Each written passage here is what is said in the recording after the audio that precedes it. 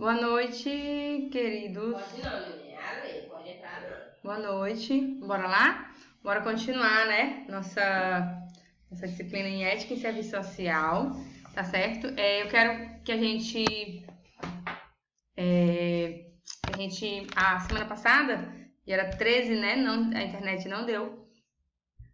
Não consegui ter aula com vocês, por conta da minha internet, tá?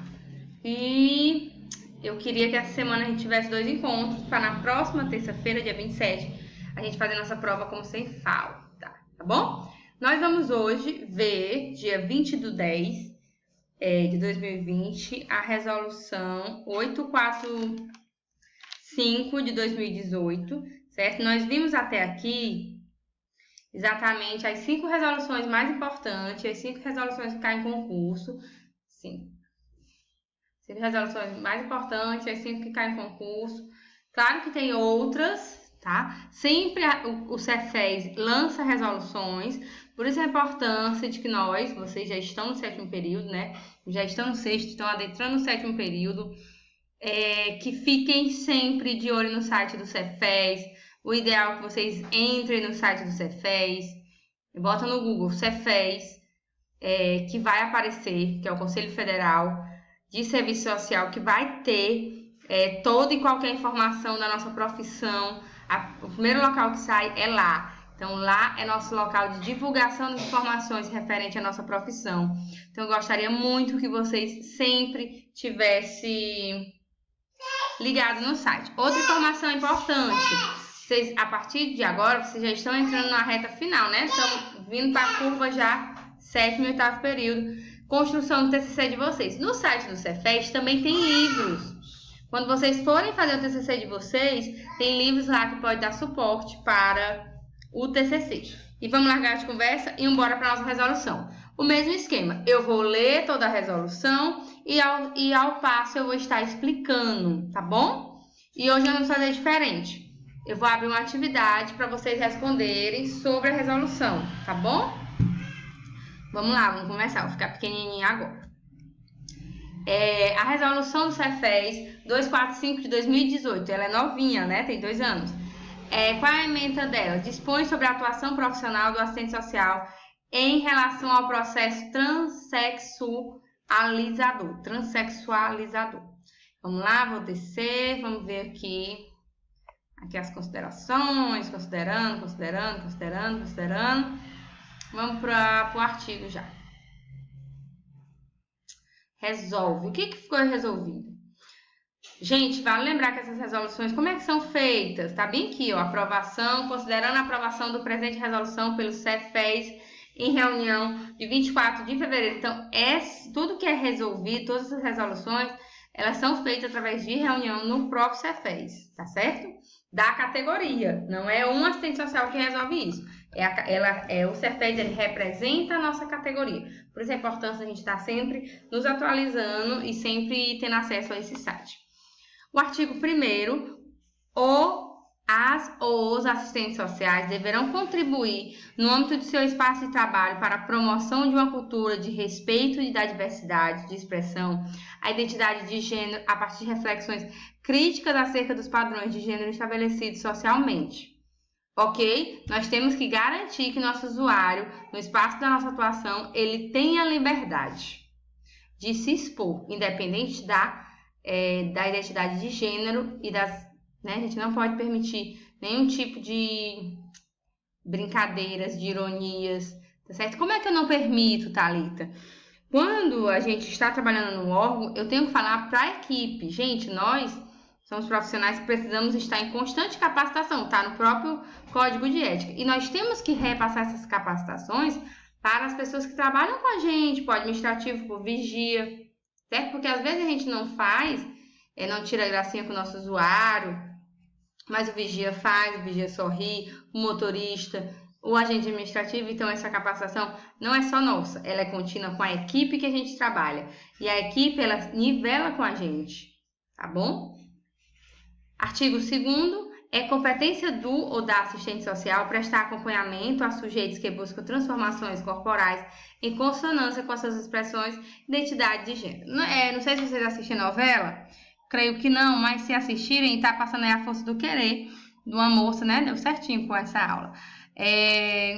Com a moça que vai fazer uma transformação corporal, tá? Não sei se vocês lembram, mas nessa época da novela, quando ela saiu, se falou em cura, que o psicólogo dá a cura. Gente, não cabe aqui a gente falar de religião. Aqui nós não estamos falando de religião, tá? Nós estamos falando o quê? Que a gente tem que prestar acompanhamento ao sujeito que busca transformações corporais em consonância com as suas expressões de identidade de gênero. Vale lembrar que as pessoas que trocam de gênero, né, elas nascem homem e se transformam em mulher no decorrer da idade, segundo elas sentem essa atração desde sempre pelo sexo oposto ou pelo mesmo sexo, tá? Então, a gente não pode, a gente tem que tirar da nossa cabeça e da cabeça da comunidade de que, não, nasce-se assim. Ninguém quer ser transexual, ninguém quer ser diferente. Todo mundo quer ser aceito, todo mundo quer viver na sociedade e ser aceito. Ninguém gosta de ser chacota. Nem eu gosto de ser chacota, nem vocês gostam de ser chacota, tá certo? Então, a gente tem que respeitar e não permitir que ninguém o faça, tá bom? E quando o usuário quiser se transformar, nós vamos acompanhar, nós não vamos incentivar que ele faça e nem negar um direito dele, mas que ele entenda claramente que isso é uma transformação que vai durar para a vida. Ele tem que ter muita certeza, certo? Vale lembrar que o SUS está fazendo já essa cirurgia de transformação de sexo, mas é em média 2 anos para que o SUS autorize a cirurgia, porque realmente o usuário vai ter que realmente me convencer a psicóloga que está acompanhando ele de que realmente ele está num corpo estranho, porque segundo eles nascem assim, eles sempre se sentiram num corpo estranho. Quando já foi feito testes genéticos para saber se o homossexual tem alguns genes diferentes, se existe os genes do homossexual, não existe, certo? E nós temos filhos e filhas, a gente tem que ter muito cuidado, porque pode um dia cair na cabeça da gente, tá bom? E a palavra de ordem é respeito. Respeito. Artigo 3º. O assistente social, ao realizar o atendimento, deverá utilizar dos seus referenciais teórico-metodológico, ético-político, com base no Código de Ética do Assistente Social, rejeitando qualquer avaliação ou modelo patologizado ou corretivo da diversidade de expressão e identidade de gênero. Então, a gente vai ter que se basear com referenciais teóricos. É isso que eu estou dizendo. Não existe um genes. Eu não tenho por que discriminar a pessoa se é uma coisa que nasce com ela. Não existe um genes do homossexualismo. Tá? Eu tenho para mim, se é um assunto que me aflige, eu tenho que estudar para que eu consiga entender como essa demanda funciona, tá certo? Porque, volto a dizer, eu não escolho quem eu vou atender. O usuário chega com a demanda e eu tenho que ter condições de atender, no mínimo. Artigo 4º. A atuação do assistente social deverá se pautar na integridade da atenção à saúde, considerar as diversas necessidades do usuário de atendimento, os direitos tendo em vista que seu acompanhamento não deve ser focalizado no procedimento hormonal e cirúrgico. Eu tenho que integral, eu tenho que fazer um atendimento integral, no todo, nele, com a família, no ambiente que ele vive, tá certo? E claro que eu não vou focalizar em procedimentos hormonais, eu não vou focalizar em procedimentos cirúrgicos, isso aí é o psicólogo, isso aí é o cirurgião, não é minha função. Artigo 5º. Quando pertinente, cabe ao assistente social emitir opinião técnica a respeito do procedimento relacionado e as transformações corporais. Eu tenho que deixar bem claro para o meu usuário que isso vai mudar a vida dele, essa cirurgia. Vai mudar para o bem, mas também, como tudo na vida, tem os dois lados e a gente tem que pontuar os dois lados, tá? Como orientação técnica, opinião técnica, não é minha opinião como Thalita religiosa. É como Thalita, assistente social, certo? Artigo 6. O assistente social deverá respeitar o direito da autodesignação dos usuários, serviços como pessoas trans, transvestis, transexuais e transgêneros, né? Algumas pessoas, elas, como eu sou, qual é seu gênero? Transsexual, travesti, certo? Trans, a gente tem que respeitar quando o usuário assim o fizer. É dever do assistente social defender a utilização de nome social dos usuários na perspectiva do aprofundamento dos direitos humanos. Isso é ótimo. Gente, o usuário, ele tem direito de se registrar com o nome social, tá? Ele é Rafael, ele fez a cirurgia e agora quer se chamar Rafaela. Ele tem, a identidade dele precisa ser trocada, porque é muito constrangedor ele chegar e mostrar para mim uma identidade com o nome Rafael e eu tô vendo uma mulher na minha frente. Ele se veste como mulher, certo?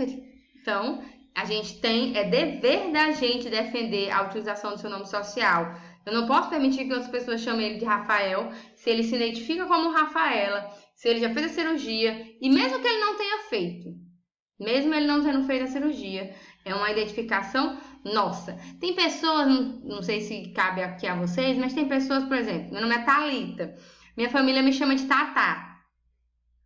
Mas quando eu vou me apresentar, eu me apresento Tatá ou Thalita? Thalita. É só para os íntimos que é Tatá. Mas tem gente que não suporta o nome. Tipo, eu tenho uma amiga que o nome dela é Suiane. O nome dela não é nem feio. E ela se apresenta assim: meu nome é Suiane, mas pode me chamar de Sui.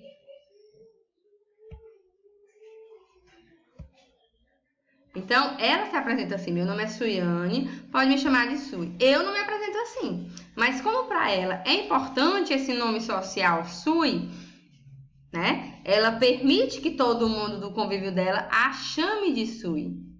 E do mesmo jeito a pessoa transgênero. Eu tô fazendo essa correlação para que vocês entendam da importância, tá? Então, se ela se sente à vontade com o nome Rafaela, então iremos chamar de Rafaela, tá bom? E não como ter, não sorrindo, não como termo pejorativo, e sim fazendo com que eles sejam um ser integral, ser sujeito de direito, certo? Vamos lá. Artigo 8º, cabe ao assistente social ou OA, prestando atenção que agora começou a votar o OA, que antes não tinha isso, atender e acompanhar crianças e adolescentes que manifestam expressões de identidade de gênero trans, considerando as inúmeras dificuldades que enfrentam no contexto familiar, escolar e demais relações sociais nesta fase peculiar de desenvolvimento na perspectiva do Código de Ética Profissional do Assistente Social. Então, quando aqui eu já tenho uma demanda para assistente social da educação. Quando o professor me fala assim, na minha sala tem 2 afeminados. Primeiro que não é 2 afeminados. Tá? A gente tem que respeitar. Temos que entender. Eu tenho que acompanhar como assistente social, se for preciso encaminhar para fazer um encaminhamento psicológico, até para fazer para que ele se identifique. Porque na adolescência, gente, todo mundo aqui já passou pela adolescência, é um momento que a gente está em transformação. Nós passamos da fase da infância e estamos indo para a fase adulta. E nesse momento a gente se encontra, ou a gente tenta se encontrar, né? Às vezes é o momento que a gente mais faz besteira na vida ou não.